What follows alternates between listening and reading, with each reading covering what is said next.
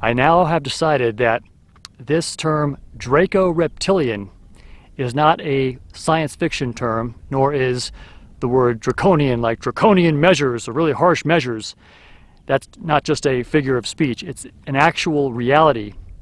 And what we have here is a world enslaved covertly by these reptilians, of which there is massive evidence. And these witnesses by super soldiers, which is part of the secret space program, or covert world of Satan, as I call it, is a primary source of information on this. There's an entire breakaway civilization. This whole thing is real. And the elements that are very unbelievable, like people splitting off into altars, I've actually experienced, not in me, but I've experienced it firsthand with somebody else. And I was told that every single person is actually a collection of people. And in particular, the fact that he mentions the Draco Reptilians, and that he was he's very brave in coming forward and admitting this, but he was actually raped by a Draco Reptilian. And also he knew about a Draco Reptilian that sits on a throne, and that he's actually having them push drugs to weaken human society so that they're easier to control or take over if they need to militarily. And so after all this time, I have realized that these Draco Reptilians are who is in charge, because I've heard this before. It's been said many times, and I now believe that it is in fact the case that these Draco Reptilian are the top of the stack. They are the culprits, you might say, or the leaders.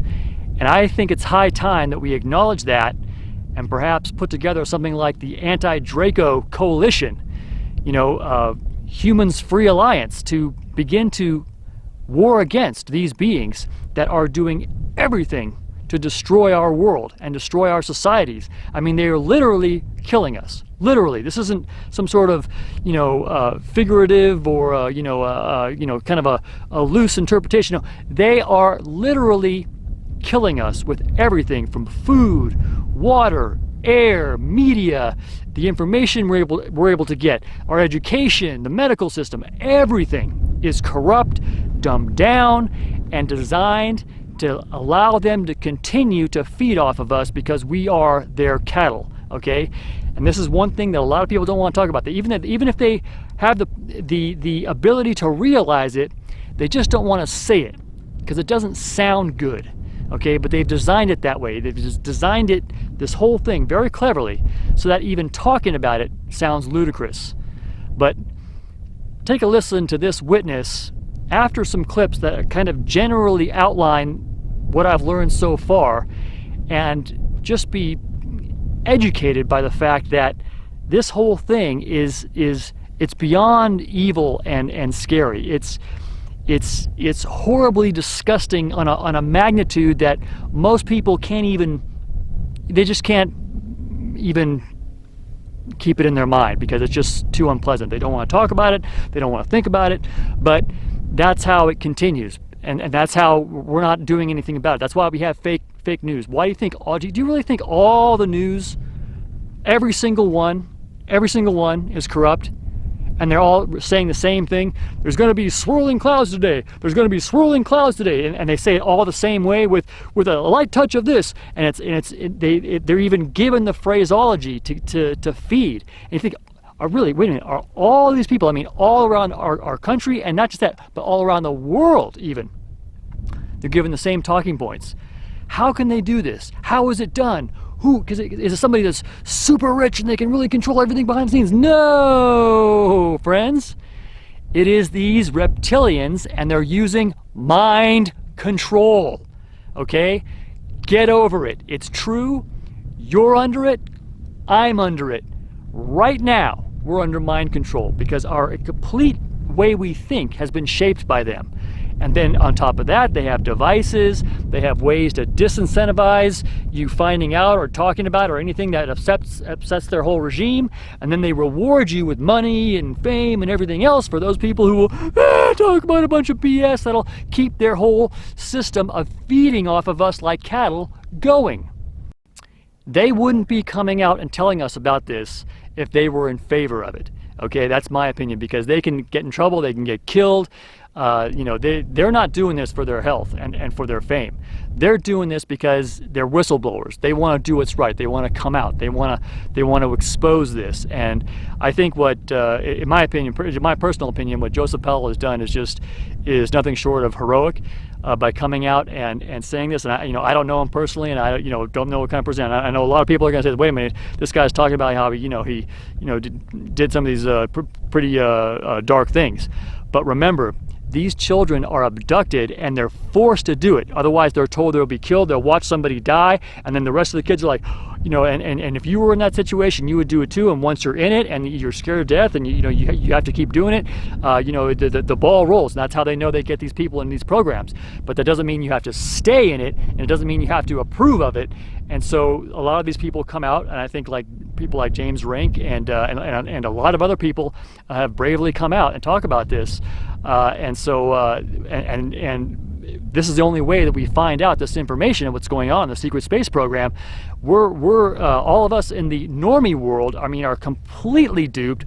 Our tax money is paying for this, and they're paying for these super soldiers to go out and murder people like me, even though they can't do it in my case, but people like me who get out here and talk about this. Or ex-super soldiers, they kill them. And even he even described in this how they killed somebody who came out and talked about this.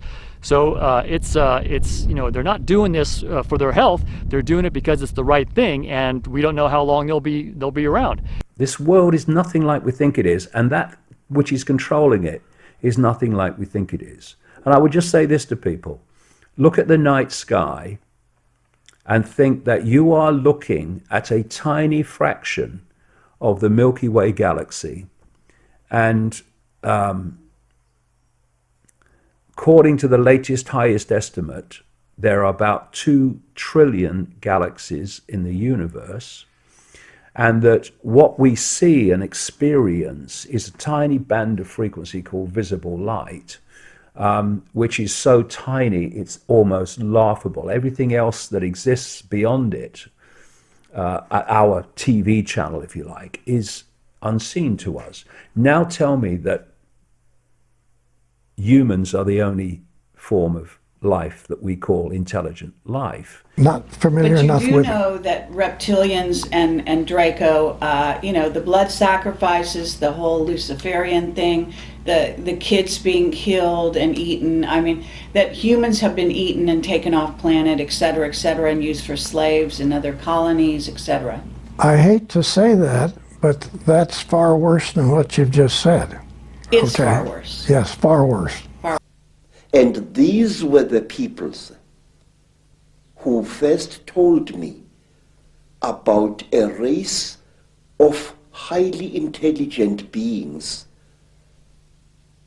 which they called the Chitauri, the talkers, a race of creatures which look like reptiles, who have ruled the world for hundreds, if not thousands of years.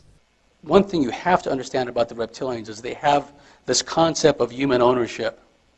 The reptilians have a concept of human ownership which manifests across the board, from the literal standpoint of hosting and taking over somebody to organizing global institutionalized sex slavery.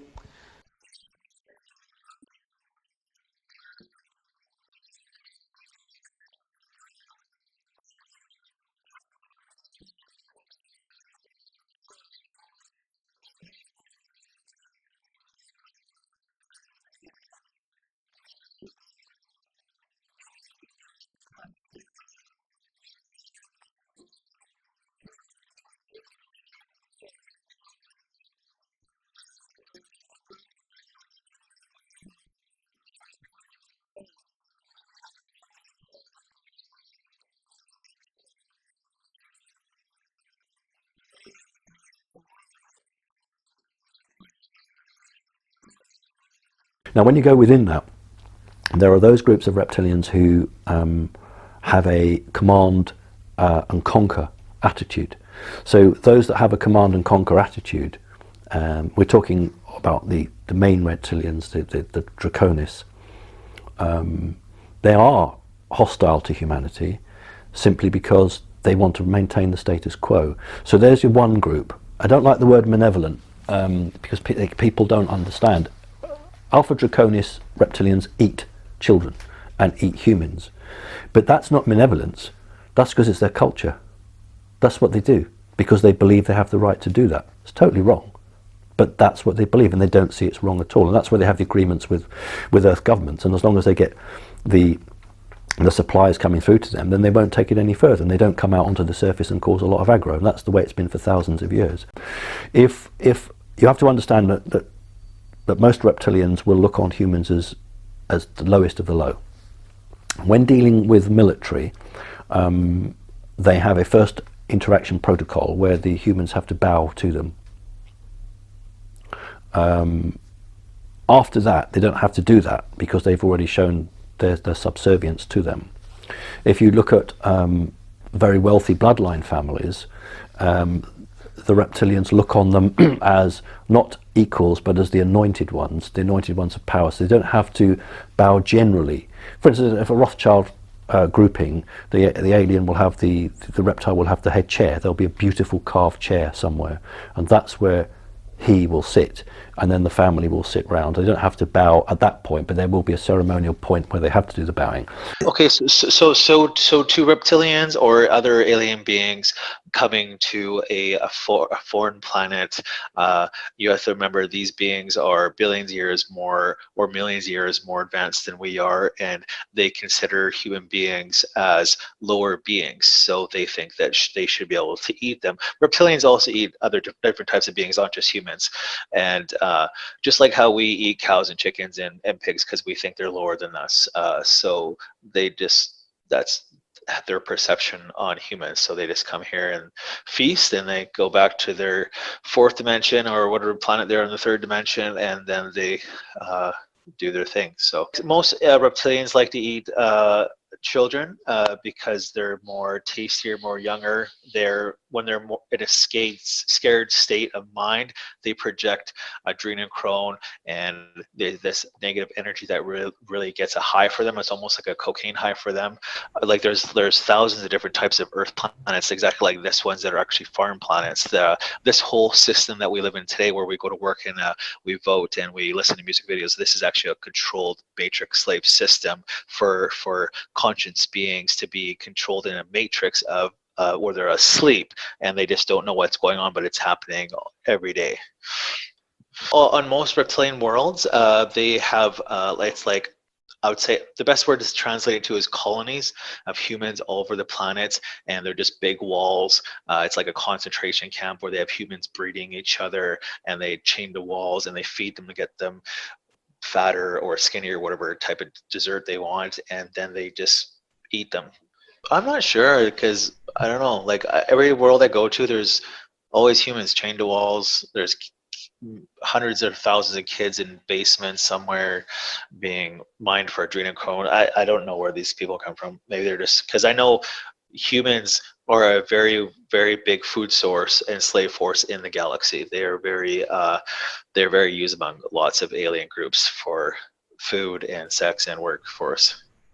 Actually, it's a lot. Mostly, it's I would say 60% of it is actually our own governments, not our own government agencies in the SSP that are kidnapping these kids. These kids are just homeless kids, people that no one will notice that's missing or no one that will care to find, and these human groups will use this as a trade bait to other alien groups for technology or even information, because that's the only thing humans have to trade.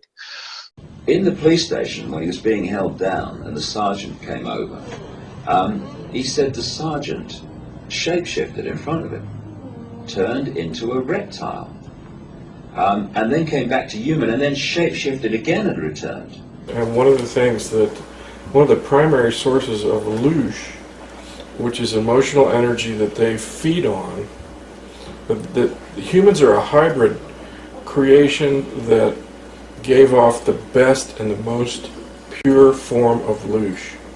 Loosh being emotional energy that provides food for this, whatever it is, reptilians or whatever, that within the human experience, the finest and the most pure form of loosh came from pre-adolescent children.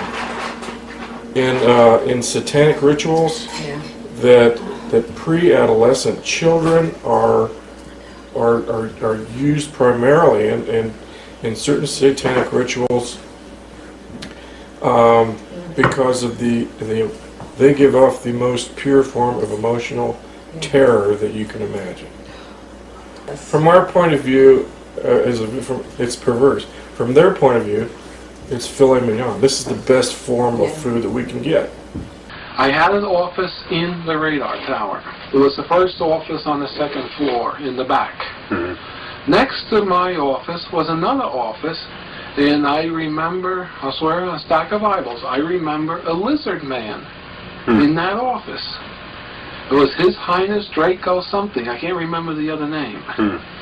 And he was about 6 foot, 7 foot tall, had sort of like scaly skin, humanoid. He walked erect like we do. He had 2 arms, 2 legs.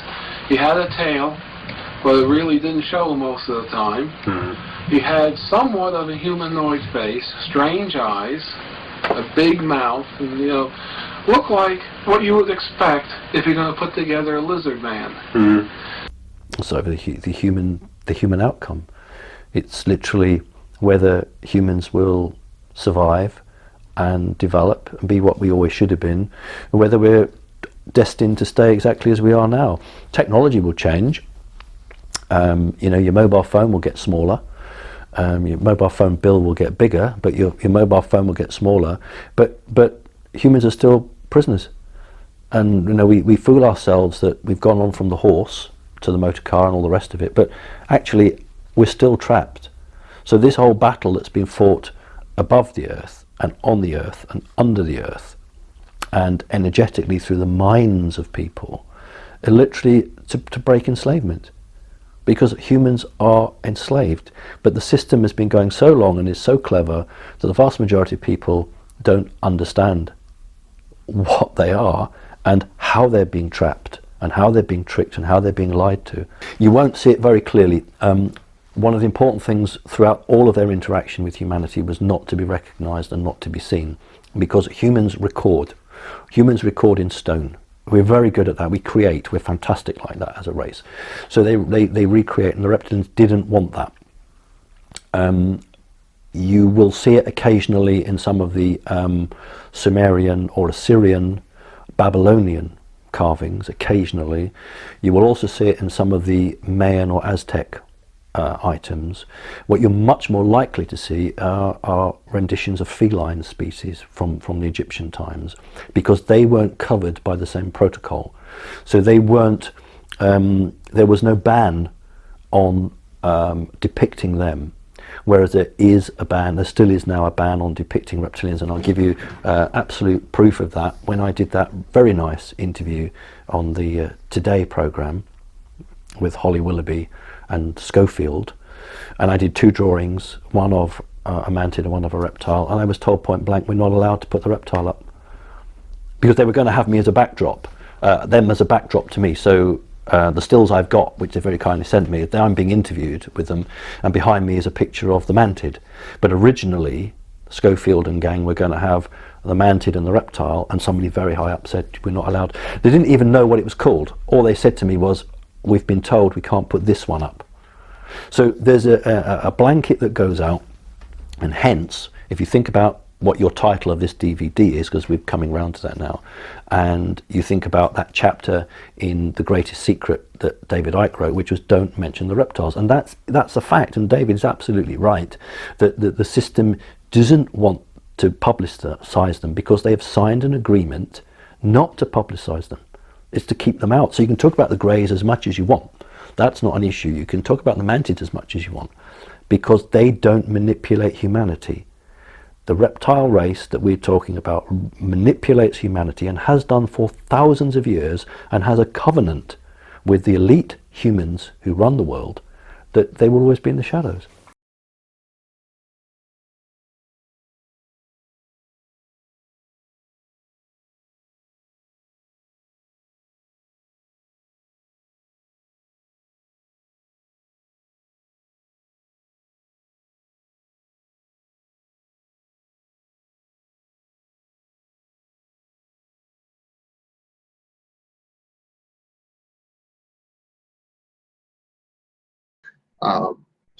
From my recollection, we weren't actually ever set free.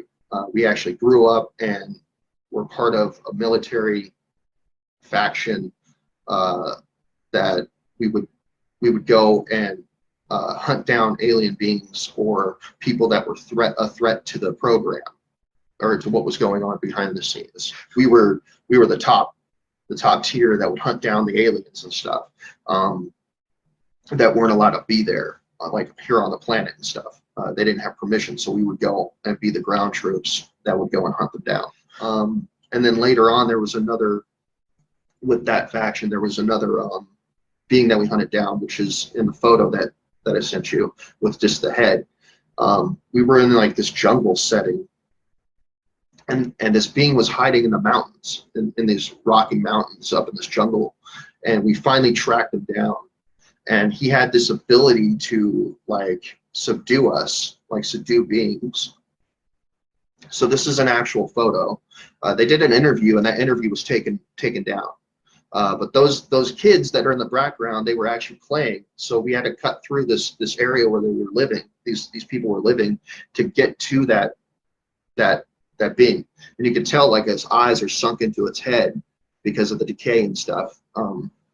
They obviously didn't put it on ice. But the thing that's in his head, so what we did is we finally tracked him down, and there was a unit of us. So there was, it was me, Michael Jaco was part of that unit. Anthony Zinder was part of that unit. It was like a 5-person team, and there was like 2 other people. I can't remember off the top of my head what their names are. But we went there, we hunted this being down. We were going through these catacombs in this mountain to try to track him, and he could sit there and paralyze you. And he had like some kind of like wings in a sense, but he would bring him up and then it would cause paralysis. And I remember like I finally caught up to him, and like we had paralysis. I ended up being put into a paralysis state, and I think it was Anthony Zinder that caught up and killed the being. And then I remember like running up and jumping and stomping on its head, like repeatedly. And afterwards, Anthony Zinder like ripped his head off, and that's why it's all torn out at the bottom. And then when we were headed back, so the cleanup crew that would show up to pick up these bodies, these alien bodies and stuff, they were used to Anthony taking the heads because he got the taxidermy on the base, you know, because we didn't have much to do on the base that we lived on. So he would take the heads of our enemies. I think that was like number 8 or number 10 that he took at that point. And he took that thing that the guy is holding in his head. He picked it up as we were walking back through this little village. He picked that up and he stuck it in the head so he could hold it, because he was getting like the blood and stuff on his hands. And he was sitting there, and the 2 kids that were in the back, like the one that's hanging on the fence and the one that's in the background, he was sitting there and he was fucking with the kids as we were walking by. And he was like, rah, you know, and like fucking scaring the shit out of them.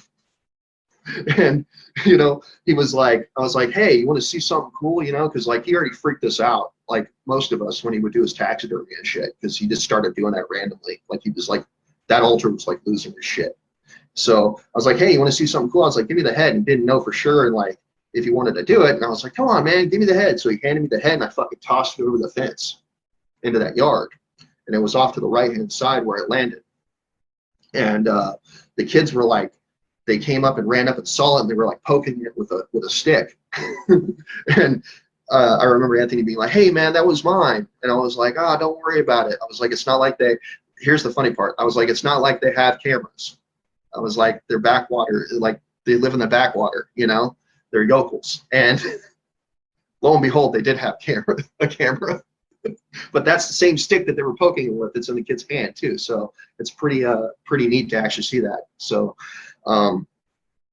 anyways, yeah, so like we were leaving, and like when I was doing that, Michael Jaco's altar clone that was there, I was like, hey, you should be a little nicer, because he has this thing where like on the base, he's like a pastor's, like new age pastor kind of person, and he likes to get people to try to come in, but nobody ever wants to go into his place to listen to him. But and it's like on the base, we have a TV and a game, and the game that we have is like the foosball game, so we hit the foosball back and forth and stuff like that. So we don't really do much, but we're able to see the outside world, and we started getting frustrated at this point with the fact that the average people don't know about what we're doing, and we got to the point where we got tired of doing the shit we were doing, which Michael Prince talked about. That's why he came out. He was the only person that was one of our unit leaders that was able to actually leave the base on average, just because like we left the base when we were on mission. He got to leave the base whenever. So me and a few others went and talked to him, and like Max Spears had an altar that was there, and eventually, like once Michael Prince came out, some shit happened, and we thought that Max Spears was a traitor, so like we went on a mission to hunt him down and kill him, and that's how he ended up dying. We had his girl's activation codes for her sex altar and stuff, and what we did is we showed up, we talked to the chief of police, and we basically told him that we were with an agency, and he knew that we were with a certain agency, which freaked him out, and we told him that we were going to be operating in his territory. And then the guy that dealt with the morgue stuff, he's the one who gave us the drug to inject Max Spears with, and he has money like in an offshore account because of that. We ended up giving him money to cover up his murder.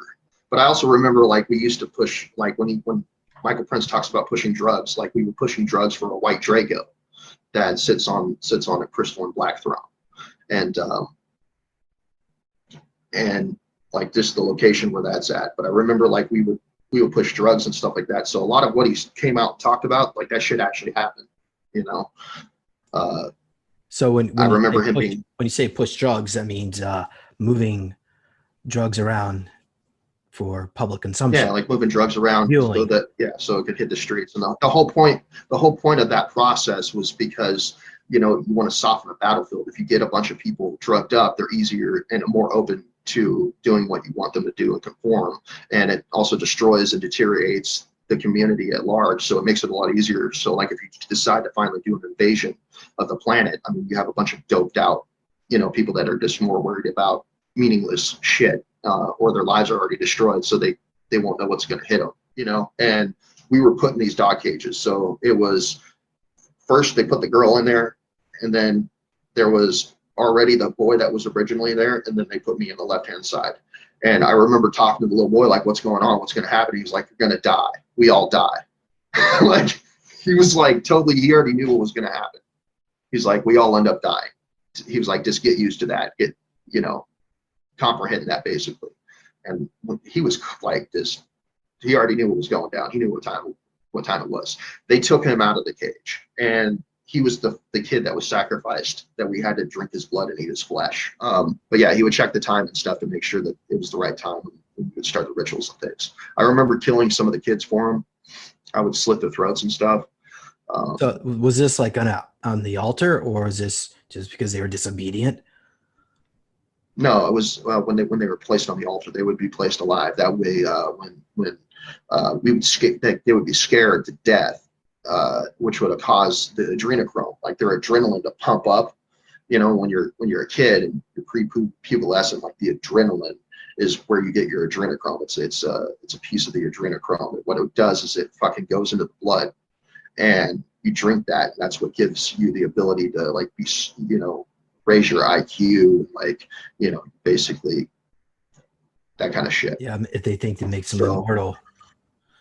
So what he was, he would have me and a few other kids, we would drink it, and then he would like IV us, and like what we would do is like we would channel information for him. That's how he grew his business the way he did. So he would get certain information and know who who to bring in and who not to bring in, so that his business would expand and he'd become more wealthy and more powerful and be able to take over more politics and stuff. You can even look him up. He got in a lot of trouble for like giving employees money to buy to give donations to politicians and like all sorts of shit, man.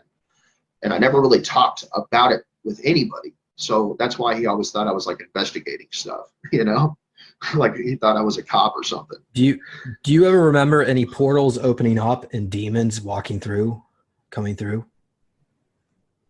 I remember, yes, there was this being that started coming through. I have photos of it that I sent you. And that being, I don't know what the fuck that being was, but he was pretty evil. But it was like, if you think about the Emerald City in the the Wizard of Oz. If you think about the Emerald City, like there was like emerald shards that were in front of him as he was approaching, and that was like towards the end of my time there. And I remember, like, I was the one who told Tony to use his love and light to attack this being. Was this it, or is this Ashtar? No. That's Beryllian, actually. He's the pilot for the ship that Ashtar's on. There it is. That was later on, and so like Tony was on. So when the altar was there, Tony was on, I believe, the right hand side, and that was me on the left hand side. And he basically made us. He looked at us and he was like, one of you is going to have to sacrifice yourself, So for this ritual that they were doing, and you should they have sat said there and he said we were what? doing this. Said I volunteer you to do it. Yeah. So, I remember looking over at Tony, and like Tony, me and Tony were next to each other at that point. And I remember like feeling what Tony felt. And I remember getting a telepathic communication that said, use your love and light right in that moment. And I'm like, what? Love and light? And I was like, what the fuck is that? But then I had memory come back in that moment. And I remember looking at Tony, and Tony didn't know what to say. Like, he didn't want to die, but he didn't know what to say at that point. And I remember being able to read his mind, and I talked to him telepathically, and I was like, when I tell you when it's time, I want you to use your love and light. And he was like, what? And I was like, he was freaked out that I was talking to him telepathically and didn't understand that situation, let alone what I had said. And I was like, just think of love and light. And I ended up telling Tom that I would sacrifice myself. And I remember Tom being shocked, because I was the one who normally would, like, do his bidding and slit the throats of these kids and stuff and get them prepared before, we would be drinking the blood and and all that stuff, before he would put us under and then start channeling people through us, like beings through us. So this being started coming through, and like when he started coming through, I remember telling Tony now, telepathically, and when we did, we combined our energy, because it was like, it's a defensive ability that I learned when I was with Commander Ashtar. And I think the person that contacted me was Beryllian at that point. But we connected our energy, and I shot a light beam, like a light energy beam at him. And he, like, this being was like, what the hell? And like got really pissed and like left, basically. Like he was quite pissed and taken back that he was basically called in and attacked. And he ended up leaving, and then they were like, what happened? Where is he? Do you see him? And like, we were like, no. We both sat there, no, we don't see him, Well, I mean, later on, I remember eventually I got drugged up. I was laying on this blanket, and like I was being raped. And before that happened, the guard that was standing there hit me in the head and was like, keep your fucking mouth shut, because they had security guards, and they were like buff, and they were just cold-blooded. They were like mercenary security guards in a sense. I was actually quite shocked, like, when I saw them, because like, it's like, who the fuck could just watch this happen, So I don't know if they were part of the programs or what, but they were fucking mean. And I just remember later on I was being raped, and I was just like laying on other fucking people while they were being raped, other kids, like laying next to other kids that were being raped by grown ass old men. Or like, not all of them were old, but they were all adults. Like he basically procured us for these politicians and stuff, because he wanted to own them and blackmail them and shit, or get them linked in. So it'd be like, I mean, that's how it works, You get them a part of this shit, and then, you know, then you'll be like, well, if you don't do this, then I'm going to have to release photos of this. Or if you don't do this, you know, what I want, then I'm going to do this. So he was like in the burgeoning process of taking over the political system in that area, and on a grander scale. But there's a bunch of stuff that went with that. All I knew is that I was just there, and I was, you know, I didn't have a choice. What he would do is he would like try to get the community on his side, and they portrayed themselves like they were Christians in a sense, or like some kind of religious people, you know, so they hide in plain sight, you know, but behind closed doors, they were doing the shit they were doing. I was told by my commanding officer to meet this guy because he would help cover it up. He would be the closest person that would help to cover it up. And he didn't want to, by the way. We started talking, discussing it. I told him everything, and he was like, well, you know, at the end of the conversation, when I finally finished up, he was like, well, what's going to stop me from just turning you in? And I was like, there's no law against jumping into other people's bodies and killing people. And he just kind of looked shocked for a minute and processed that information and was like, well, shit, you know. He was like, but I'm just one person. There's other people that are part of this investigation. And I was like, well, that's up to you.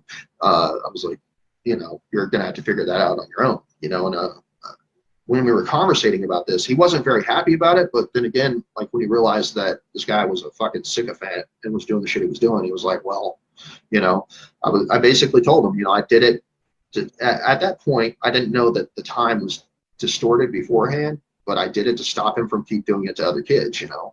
So I told him why I did it, and he kind of understood in a sense. But then after I told him that, then I had mentioned there's going to be another individual that looks just like me. It's going to come along and try to contact you. So that altar knows about me. And he was like, if you tell him anything, I'm going to come back and I'm going to kill your fucking kids, kill the people you love. So like when I contacted him, I could tell he was being coy, but I could tell he wasn't saying anything because he was afraid that altar would come back, which he would. That altar would come back and kill his family without hesitation. That individual is a chair of Raytheon, of that company itself. Of course, I don't, like, most of these people I think are MK Ultra though. So it's like the people that really run these programs aren't even human. They're extraterrestrials. We're basically just covert warrior. Like we're in a covert war on their behalf. So it's like what we do, like we're not going to directly attack, like for us as America, we wouldn't directly attack Russia, but we'll use proxies to attack them. So I'd watch that. And then there would be a reel that would show what's going on in the galaxy. Like, you know, how far of the dark, like they perceive their enemies as the dark ones. And they were the light ones, the light warriors, you know, the Brotherhood of Light, basically. So they would show that, and it would show planets, and it would show like if the people on these planets, the beings on these planets were liberated or not, if they chose to join the light or follow the dark ones. So like that's the shit that they would play, you know, so we would keep up on current events. And I always remembered wanting to be a part of doing that, you know, but I never was able to, you know what I mean? Was it narrated by Vrillion's voice, like that broadcast that took place in 1979 in the UK? No, but it was narrated by a female. It was like watching the news, basically. But it was like a female alien, and she looked humanoid, and she would be basically talking about what's going on other planets, and if we're winning or how much we're losing and shit like that, you know. So it was kind of weird. Do you get the sense that it was mostly propaganda, or like was it accurate? You know, like no, it was accurate. Like this is just okay. Yeah, it was basically like this is what our sides, and they would sit there and say if we were failing, you know, like how good we were doing on certain planets, like if we lost the ability to protect the planet, or if the population at large, because it's the population at large that has to choose if they want to be free or not. You know, they could be decadent. And I did go to another planet that had reptilians on it, and there was a tribe of reptilians that were being attacked by a more brutal reptilian tribe on another distant planet that wasn't even in this galaxy. We left our galaxy into another galaxy. But yeah, they showed up. We gave them food, you know, to keep their people alive, and they like he told me about, I think his wife was captured, I believe. His mate, his female companion was captured by this being, and like, or no, she was with them, but like they were attacking them. You know, they would kidnap their people and enslave the people that they would take, you know, that survived, this other tribe. And we were bringing food for him, and he conversated about how much strife that their people were in, and I decided to tell Commander Ashtar that I was going to stay there and help liberate them and kill whoever this reptilian was, you know. And I did, and I stayed there by myself. And I told the commander, you know, come back and pick me up on your way back, you know. I ended up staying there. I fought alongside this reptilian. He became a really close friend of mine. We wiped out their enemies because I had more advanced weapons with me, and I armed him up, and basically I took over and trained them on how to fight guerrilla warfare. And we ended up slaughtering this chieftain that they had, wiped out their enemies basically, and liberated their planet.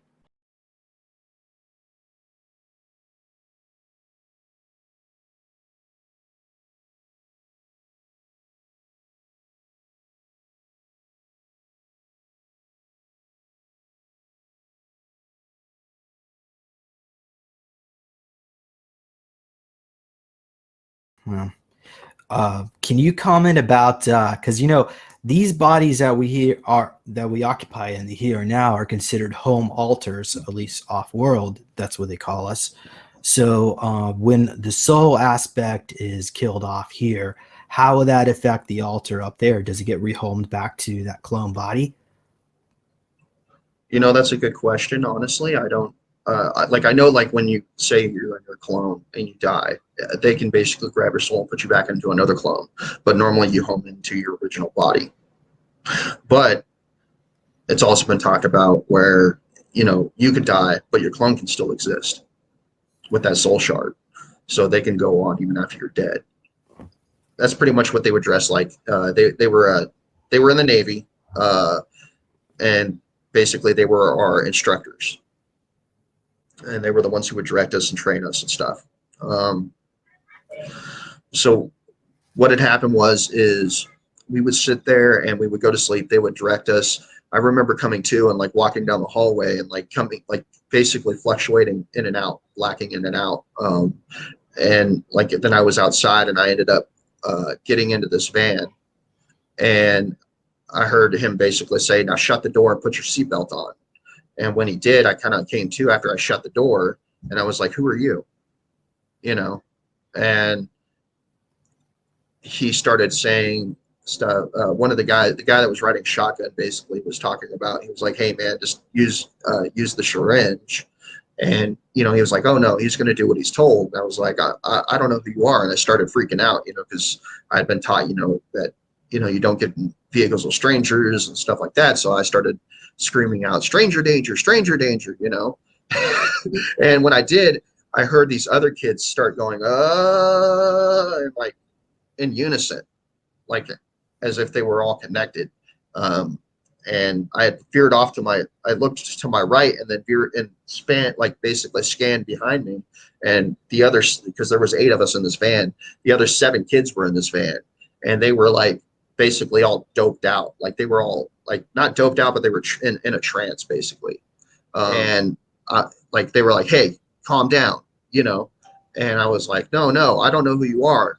Who are you? Let me out of here, you know. And the guy finally got pissed and unbuckled his seatbelt, and he got out of the van, and then he walked over and opened up my door, and I like watched him, and on his left arm he had the anchor tattoo, the Navy anchor tattoo, and then he also had the True North symbol tattooed on his forearm. And I remember when he opened up the door, he was like, "Put your fucking seatbelt on," and I was like, "I don't want to." And then I tried to fight him off and like hit him, and I attempted to bite him, and he ended up punching me in the head, right here on my left hand side, because he was facing on my left, and he punched me in the head.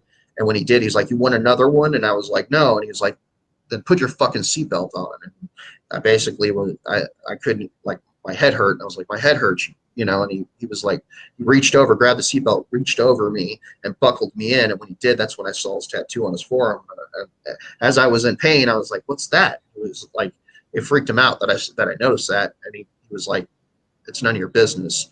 Just shut up. And then he took out, he took out a syringe, you know, because he was, I think it was with his right hand. He took out the syringe and used his teeth. He took his left hand and put it on my head and lurched my head to the side so he can get to my vein in my neck. And he used his teeth to pull the cap off. He let some of the liquid out and then put it in my neck. And then he shut the door after he was done. They had this church that was behind the school. And like, so if I go back to before all this started taking place, that I'd walked, there was a playground. So it would be the school, and then there would be a playground, and then there would be this church that was behind it.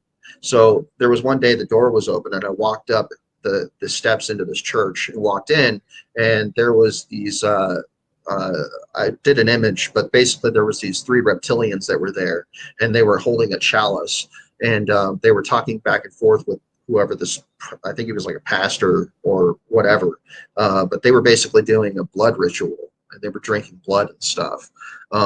And these reptilians saw that I walked in, and they were like, hey, you know, they were like, have them leave, or you know, basically they were talking about eating me next, you know. But they were in the interaction with this guy, and he was like, no, I'll take care of it. And these three reptilians like walked into this back room. And when they did, I had sat down in one of the pews, and he had walked up to talk to me, and he was like, hey, and he was like, what did you see? And I was like, I didn't see anything. And he was like, good. He's like, that's a smart move. You're a smart kid, aren't you? And I was like, I don't know. I just didn't see anything, man, because I was scared shitless, you know, because they were really reptilians. And I'm like, fuck, dude, that freaked me out. So after that, like that night, I had went home, and I was laying in my bed, and that was the first night that I got abducted by a military group. And they basically came in and abducted me that night after I had seen those reptilians. Plus, I had been abducted like before that by another ship. I can't really quite remember quite well.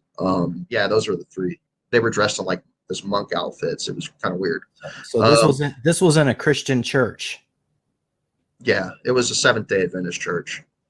And so these were like the clergy in that church, like shapeshift into their form, or no, these were just actual reptilians that were there, that were basically, they were sharing blood with whoever the pastor at the time was. I think he was like I can't remember what his name was, but he's still active. They had us do some hand-to-hand fights with each other.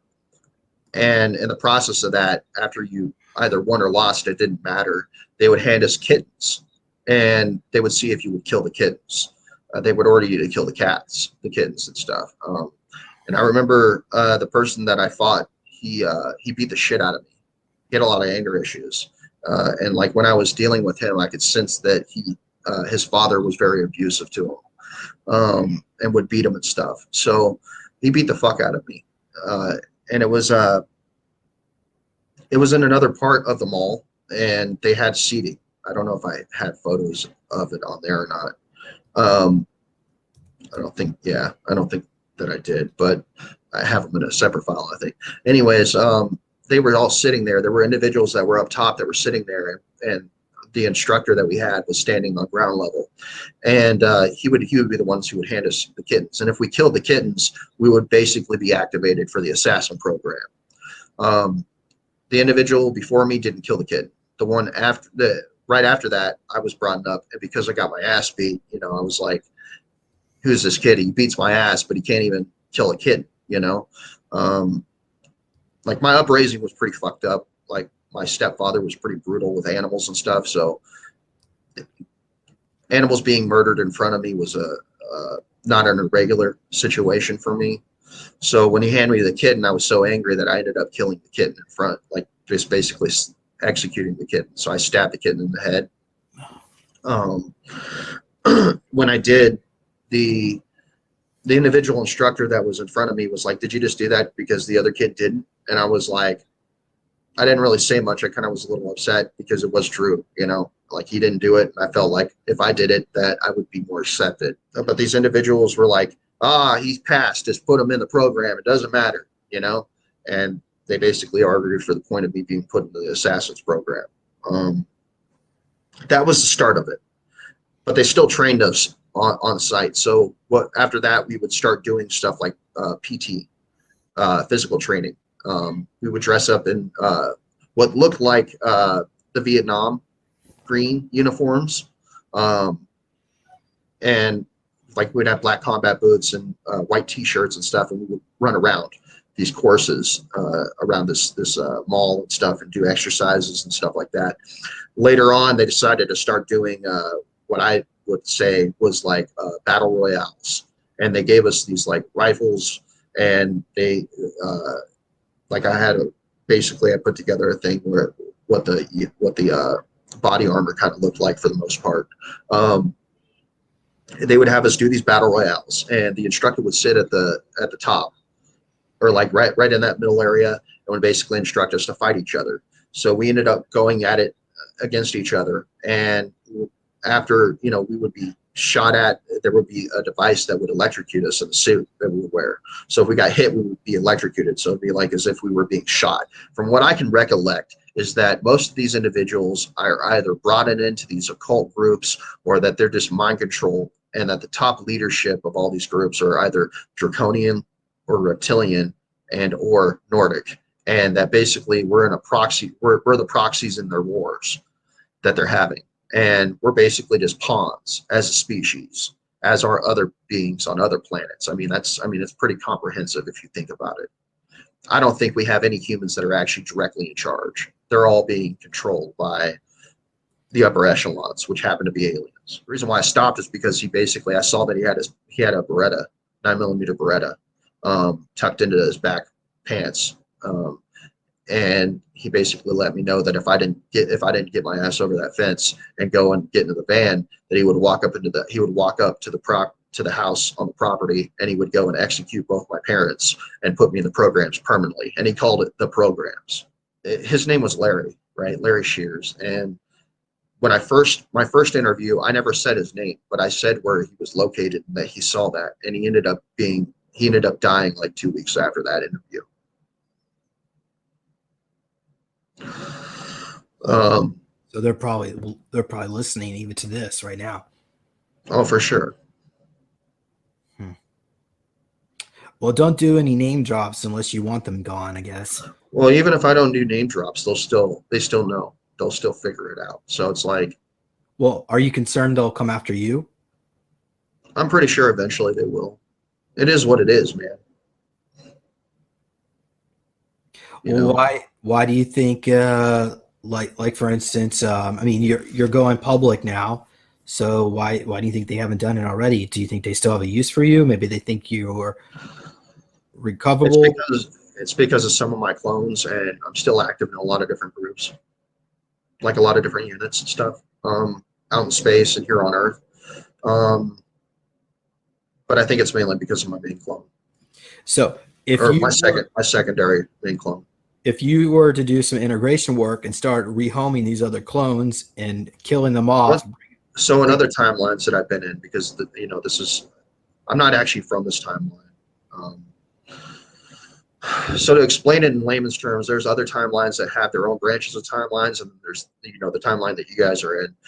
You guys have been a part of a loop that's gone on for about 4 different loops before previous, and this would be your 5th one. And this would technically be more than 6 at this point for me, but I remember 6 when I first started remembering. Max Spears is a major part of that when he talks about that in one of his interviews on that he did with I can't remember the guy's name, but they were walking in this little town, and he starts talking about his that black dragon and the gold key, right? And like once I see that interview, I do the same thing. I work at the same job that I work at, and I get sick that same day. I end up like coming down sick, realizing it, and I start having flashes of memories of other timelines and stuff that I was a part of. But later on, once I start doing the integration work, and I actually go hardcore with the integration work, then they start coming around and start trying to threaten me. I have one dude that ends up showing up at my house. He's done it a few timelines, and basically I do what I have to do to get him out. It's going to be pretty funny. I hope it happens again in this one. What about and then the normally they sit in white vans and they sit outside of my house and monitor me. Further on down the road, I mean, I've had the white vans show up at my work and just sit in the parking lot, you know, because I start talking about stuff with other people when I'm doing messenger stuff, and they monitor me from afar right now, but later on they're going to try to do whatever they got to do. It's not going to work out for them. Okay. It's a pretty interesting situation, especially like if I end up meeting with you guys. That's when they normally start abducting me and stuff to find out like who the individuals are that are around me, what they're doing, who they're working for, stuff like that. My alter John took the memories that he served when he was in the captain of the ship with Penny, and took the memories of when he would order her to blow up planets and stuff, and basically only showed him and then showed the planets being destroyed. And when he did, he basically talked to this warrior class Draco, and they interfaced, and he basically showed him images of blowing up these planets, which freaked out this warrior class Draco. And he basically was like, I work on behalf of, I worked with Notchwaffen, and I want these individuals. I can't remember what their names were, but basically the dude's wife and kids, and Notchwaffen will basically reimburse you. And when he did that, like, this Draco believed him, and he basically got off the ship, brought up those individuals, which at the time John thought they were humans, but they weren't. They were like humanoid, like blue humanoids. And they brought up his kids, and John basically was kind of shocked at that point, because he was used to them only being around humans when he served at Solar War, and it just shocked him. But anyways, he was talking to this warrior class Draco, and he basically let him know, hey, go ahead, go back on your ship. You'll be contacted. They'll give you the resources that you asked for, or whatever it is that you asked for them. And they got aboard their ship. When they got on their ship and started flying away, he basically told his son to contact his father-in-law and blow up the ship. So they did. They basically blew up the ship. At first they were like, what? And like the father-in-law was like, what? And I was like, blow up the fucking ship. I was like, they're gonna start contacting Notchwaffen wanting their money, and they're not gonna pay. Blow up the ship. So they ended up blowing up the ship in the atmosphere, and that warrior Draco basically picked me up and dragged me as a kid into his room on the ship and raped me for basically dishonoring him, as his perspective was. And basically I got raped into unconsciousness. All right. But that's what started my time in the Merchant Marine Fleet. And then past that, I have memories of being on that planet with the Orange, and we were offloading. So there was these big ass cargo holds that we had. It's basically looks like a storage shed, like the big storage units that we have here on Earth that transport products on ships and stuff. That's what we kept a lot of the humans in.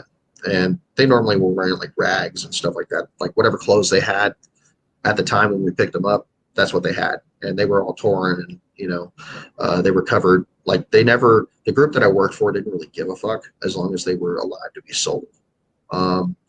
Like me in that altar, he wasn't enthusiastic about the situation, but it's like, what do you do? Normally, like, you try to go against any one of these factions, they'll just shoot you in the head until you obey them or space you or whatever. So he was on this planet, and this planet was basically we were trading these slaves for technology to this group known as the Orange. Okay, and in the process of that, before we even met with the Orange, there was these 3 individuals that were there.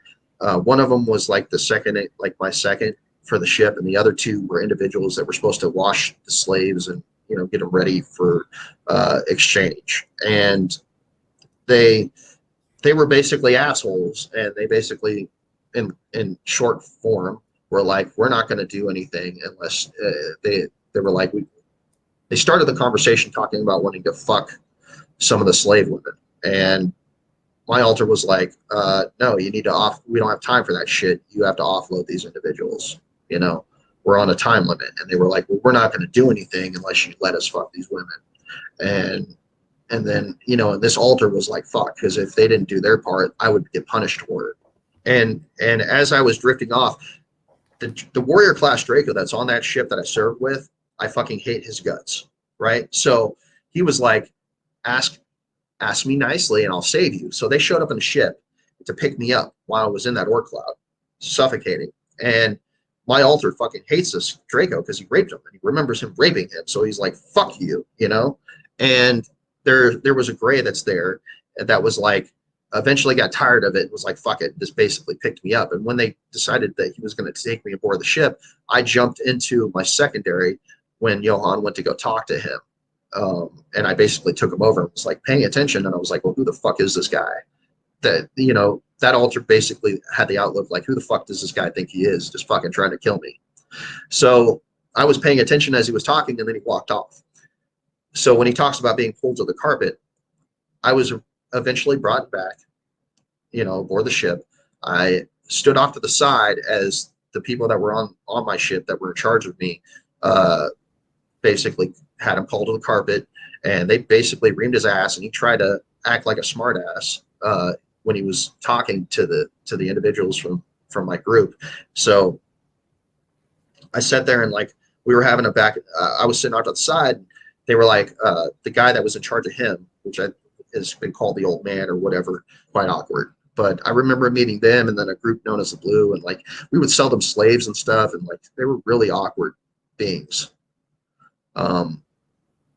But the Greys that worked for the Merchant Marine Fleet, man, they're pretty fucking evil. They're pretty brutal, and they're really intrusive. And like I think that was the worst Grey interaction I ever had, because I've dealt with other Greys that served with Solar Warden and stuff, but like you know, it's just these ones were just void of compassion.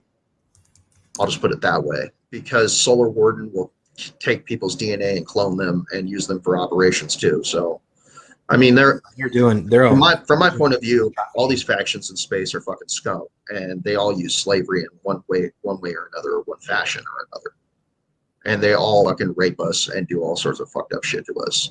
I don't think any of them are good from my point of view. What about, say, the Kruger faction? I've served in Kruger before. I have very few memories of Kruger, but I fucking remember the old man, and I remember like working in a prison for them. And I remember only speaking German. And they're fucking rapists too. Like they're just scum.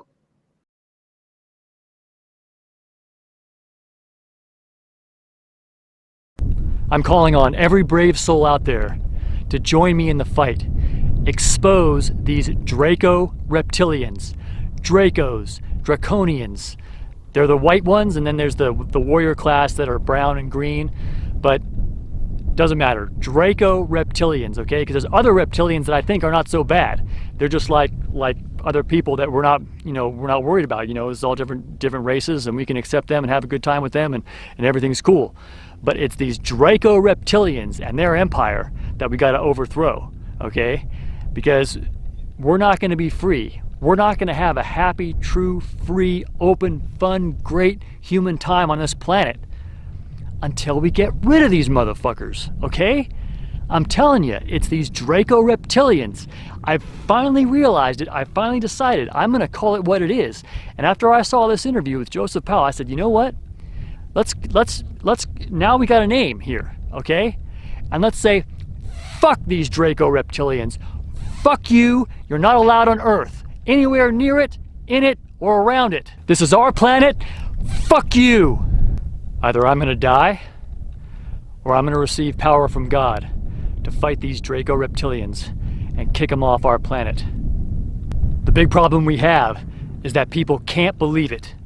It's just too far-fetched. It sounds like a science fiction movie. You sound like a fucking idiot to talk about it. Well, guess what? There's coming a time in the future where people are gonna see the truth, And they're going to know. And they're going to know that there's a few brave people that stood up. And finally more and more stood up. And finally more saw. And finally more evidence came out. And finally they did something about it. They got us enslaved, friends. Don't you know? Everything's under their control. The news, the internet, the medical system, the education system, all business, all governments, all police forces, everything. Okay? And it's hard to believe, but it's true. It's not humans that are behind this. It's non-humans that are controlling elite humans, and they are behind it, and they're using ultra advanced tech, coercion, blackmail, all the dirty tricks that you can imagine, and then some. I mean, like the dirtiest book of tricks you can imagine, and then using ultra high tech that could be in excess of 1 million years in advance of us technologically. That's how we just have no hope on our own of busting these reptilians unless we have God helping us. So that's why I say, look to God, because this whole thing is not just about overthrowing these reptilians. It's about saving your soul. That's why God has this whole impossible situation in place where it's so hard to believe, because only the righteous man who says, you know what, fuck this, somehow fuck this, even though there's no other way, and how are my kids gonna eat, and how am I gonna survive, and what's everybody gonna think, I don't care, fuck this, okay? And when you do that to a certain extent, God will reveal, the way he did to me. He revealed what's going on here so that I can fight, so that I am awake. Who's gonna join me? Fuck these Draco Reptilians. Who's gonna join me? Fuck these Draco Reptilians. First, we gotta expose them. Then we gotta pass laws against them.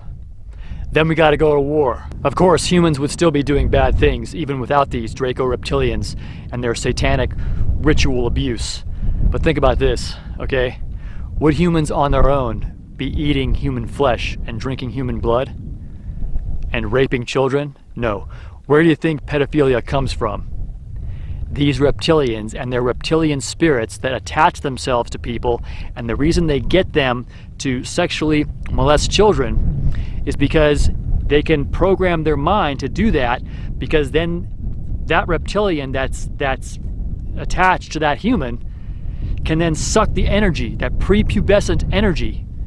I mean, this is the kind of world we have for our children and for our lives going forward. I mean, you're going to tell me that you're not going to stand up and do something about it? I mean, why not join me? I mean, I don't know who I can get to join me to expose these Draco Reptilians, because they have a whole civilization off-world and underground and all this stuff going on, and they have a whole system in place that keeps people asleep. And the only thing that's going to change the disgusting situation that we have is if people wake up and start to fight against it, and also the power of God. So, you know, there's people that are on the side of, well, you know, let's just kick back and let God do everything. No, I think we have to take a proactive role in getting rid of these things. We're supposed to fight. I mean, if you see, you know, rape and murder and corruption of every aspect of our society, how can we ignore it? How can we say that there's no Draco Reptilians doing this? They are doing this. They have military control over our planet. They control everything. All the governments, they kill everybody who starts to wake up and notices this or starts to fight against them. Well, they can't kill us all if we all start waking up and fighting against them and start publishing stuff about Draco Reptilians. Wake up. Let's expel the Draco Reptilians. Expose and expel the Draco Reptilians. Expose and expel the Draco Reptilians.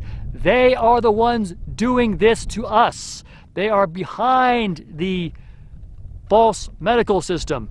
They are behind the fake education debt-ridden system. They are behind the fluoride in the water. They are behind the chemtrails in the air. They are behind the food that makes us fat and sick and dependent on the healthcare system that makes us dead.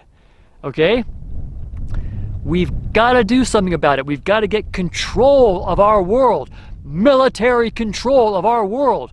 But we can do it with the good fight if we stand up and expose these beings, okay? If we pass laws to first find a way to expose them. It's not impossible to expose them. I mean, I've been able to do it with a simple video camera. Think, if you had advanced equipment to do this, money, resources behind this, but they control all technology, okay? They control all money and all big business. But if people wake up en masse, they can't control everything all at once. And if the entire world is working on this to fight these Draco Reptilians, we can free our world. That's why I named my website freeourworld.org. freeourworld.org. Help me to get the word out, to start exposing this, because we're not changing anything unless we identify the culprit, which is Draco Reptilians. Draco Reptilians. I can tell you one thing. I ain't leaving without a fight. I ain't leaving without a fight. Why don't you join me?